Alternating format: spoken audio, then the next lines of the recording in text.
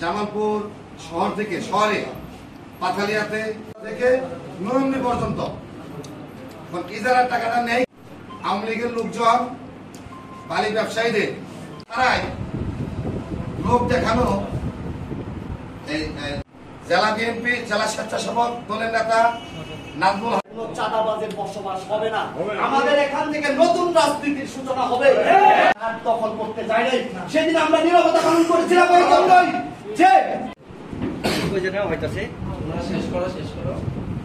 বিগত সালেও হামলা হয়েছে, তার একটা নমুনা দেখাচ্ছি। থাকবে কিন্তু কোন সন্ত্রাসী কর্মকাণ্ড থাকবে না। সেই গাঢ় দখলের পায়তারা করে আমাদের যারা সচেতন নাগরিক আছে তারা গাঢ় দখল করে সমস্ত নাগরিক।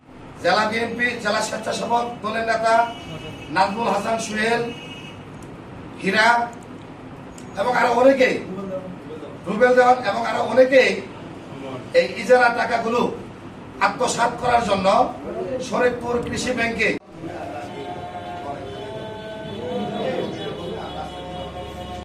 জেলা বিএনপি জেলা স্বেচ্ছাসেবক দলের নেতা নাজমুল হাসান সুহেল, হীরা এবং আরো অনেকেই, রুবেল দেওয়ান এবং আরো অনেকেই এই ইজারা টাকাগুলো আত্মসাৎ করার জন্য শরীয়তপুর কৃষি ব্যাংকে তারা আমাদের স্থানীয় ৯ নং ওয়ার্ড বিএনপির সভাপতি, সেক্রেটারি এবং সাংগঠনিক সম্পাদক একটি অ্যাকাউন্ট করে, সে অ্যাকাউন্টে গত পরশুদিন পর্যন্ত ৩৫ লক্ষ টাকা জমা হয়।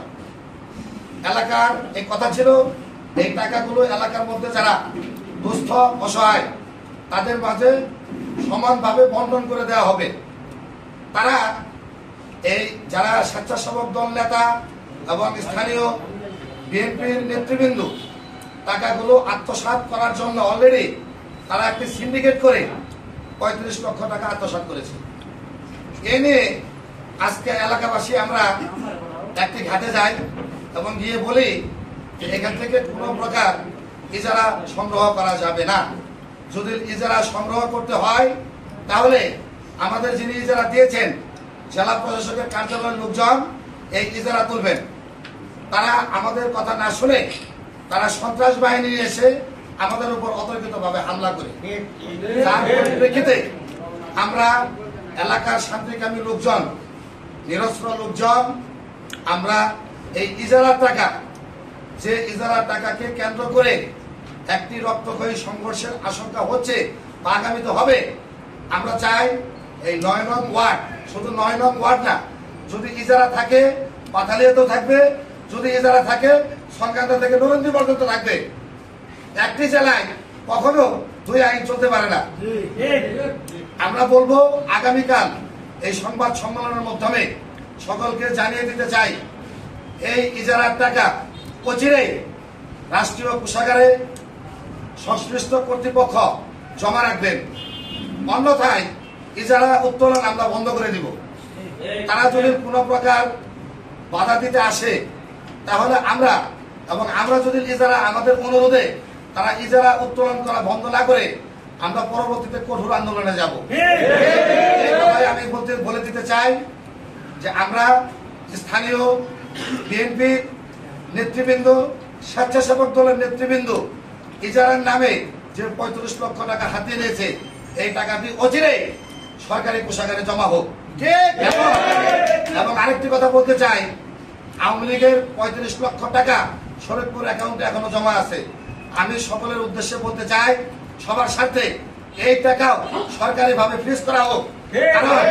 কারণ ইজারা যেখানে লক্ষ লক্ষ টাকা ইনকাম প্রতিদিন, এটা তারা ইজারা নামে একটি নীরব চাঁদাবাজি করতেছে।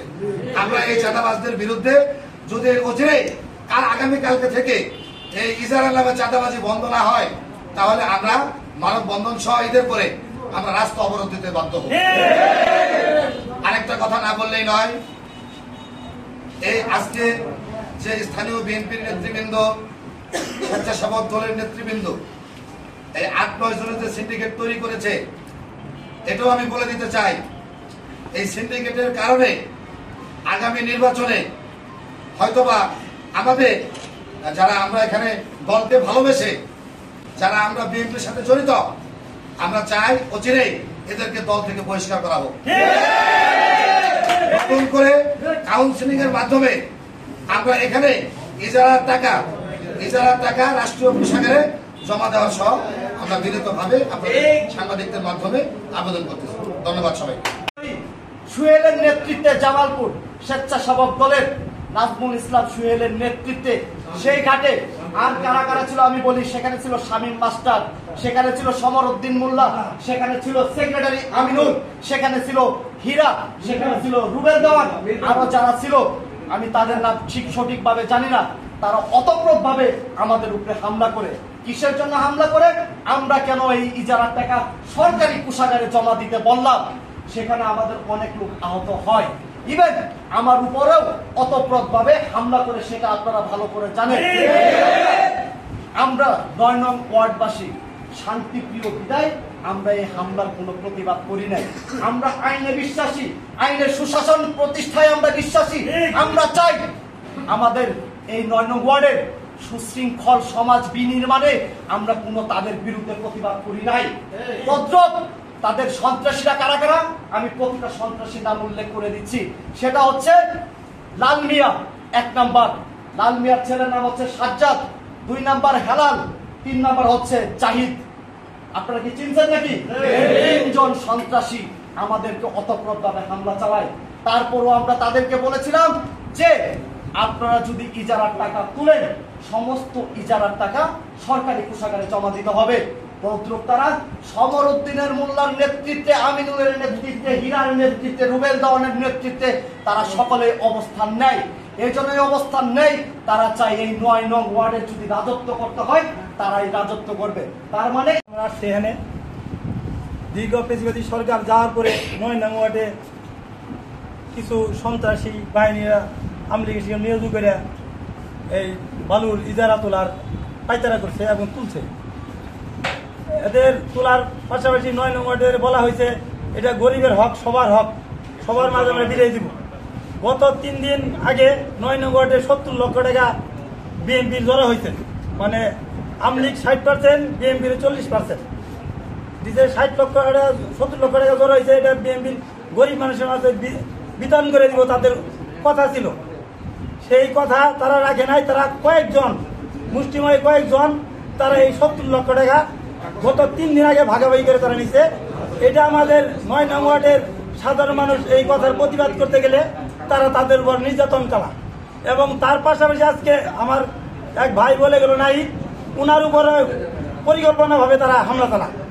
শুধু আজকে এই বিষয় নয়, ওনারা এই বিগত দিনে বিভিন্ন জমি দখল করে তার ক্যাডার বাহিনী দিয়ে, এটা প্রমাণ আমি নিজে ভুক্তভোগী, আমি নিজে। এবং কি এই বালু যে ইজারাটা নিয়ে যে ঘটনাটা সবার সামনে আসে, এই টাকাটা টোটালি সে নিজের খাতে নিজের মতো করে আত্মসাৎ করছে তার ক্যাডার দিয়ে। তার ক্যাডার হচ্ছে রুবেল দেওয়ান, সুমন, শরীফ এবং কি সুহেল তার বাচ্চি জামাই, এরাই হচ্ছে মেন ক্যাডার, তার হাতিয়ার। এদের দিয়ে জনসাধারণের মানে অর্থগুলা তারা আত্মসাৎ করাইছে এবং এই মানুষের উপর লাঠি দিয়ে জোর জুলুম করে। তাছাড়া সমমূল্যা মানে সবার সাথে খুব রাফ বিহেভ করে আর সবার টাকা আত্মসাৎ করে তার মূল উদ্দেশ্য। আর তার এই ভাড়া করা ক্যাডার গুলা মানে নিরীহ মানুষের জমি মানে জোরপূর্বক দখল করাইছে।